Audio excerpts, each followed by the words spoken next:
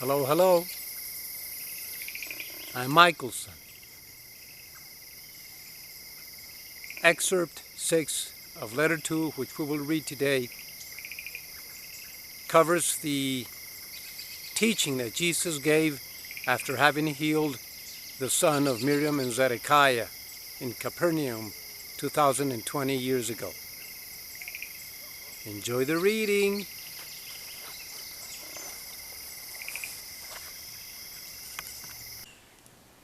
Letter 2, Excerpt 6. First healings, teaching, initial reactions 2. After that, the healing of the boy, the son of Zedekiah and Miriam, there was no question of needing accommodation. When Zedekiah told the astonished comforters that the boy was cured, and the youth himself appeared smiling at the door and asked yet again for food, the well-wishers, one and all, gathered around me and invited me to their homes. However, I preferred to remain with the boy's father, who now said he had many questions to ask me. He hoped I could answer them. After food and wine were placed on the table and everyone was invited to eat their fill, Zedekiah sat down and asked his first question. He said, "You have done something no priest or doctor could do. Healing only comes of God. Although you are a stranger, I perceive you must come from God." "Yes," I said, and the people murmured wonderingly, "This illness which has come upon my son, was this a punishment for something I have done wrong in the past? And how could I commit so grievous a sin that God should want to take my only son from me?" Many of the people nodded when they heard these words. "You have asked the question I most want to answer, Zedekiah. God gives us life and being. He would not snatch these away as a man will snatch some treasure from another man because he is angry with him. This is the way that mankind behaves, not God. And God is not placed on a throne in some part of the sky like human kings sit on thrones and govern their people. This is the human way and a human belief, not truth.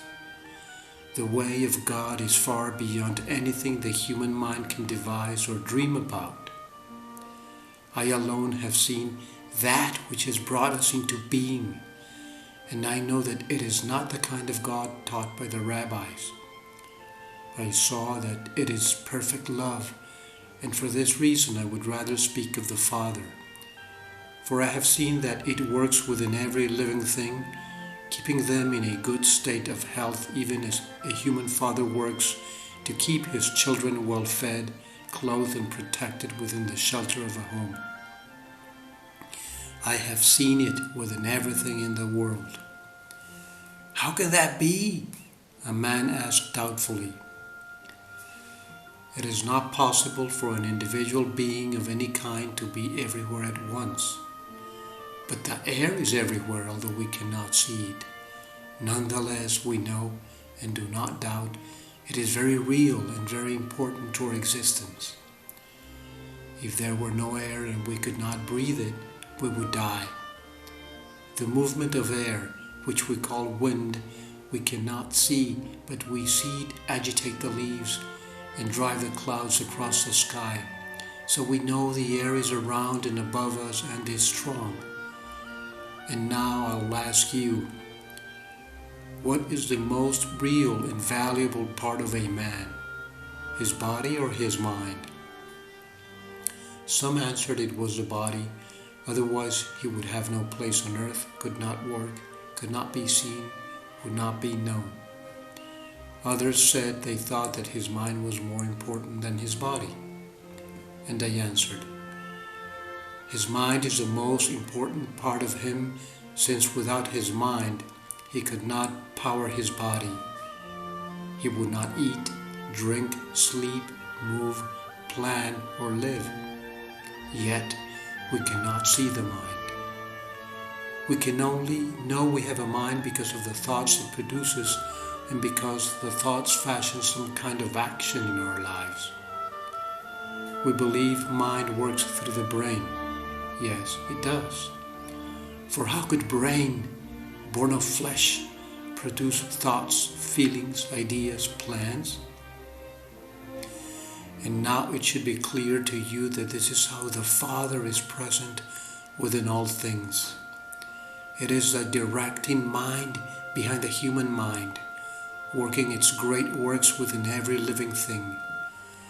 We know this is so, for we see the marvels it brings about. We see the growth of children. We see the food they eat miraculously changed into another substance which nourishes and makes them grow. How this happens, we do not begin to know or even imagine. Even if we did know, we would still not know what sets such an important life process to work in the living bodies of every species. See how wonderfully the bodies of each species is fashioned and created purposefully, expressly to transform the kind of food they eat into nourishment to grow bone, blood, and flesh.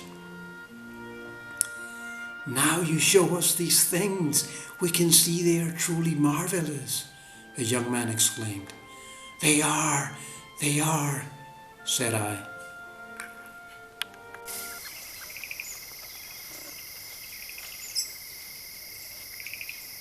So, how do you like the reading?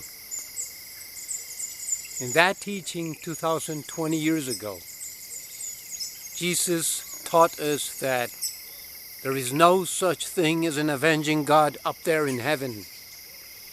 No such thing as a schoolmaster or teacher God who, in his work path, takes note of our good doings and wrongdoings, and at the end of our lives adds up and assigns to us the final prize or punishment. No way. That is not real. Dear bro, dear sis, for how long will you still cling to that belief? Let go. Can you not see that God is light, that God is love, that God is love consciousness made visible in everything in this beautiful universe? God is love, perfect and living, working in you and in me. Yes, that is the case. That is reality. Thanks so much for being here with me today. Please subscribe to my channel by hitting the button below. Give me a like if you like this video. And thanks for sharing with friends. Hope to see you tomorrow again. I love you all. I truly do.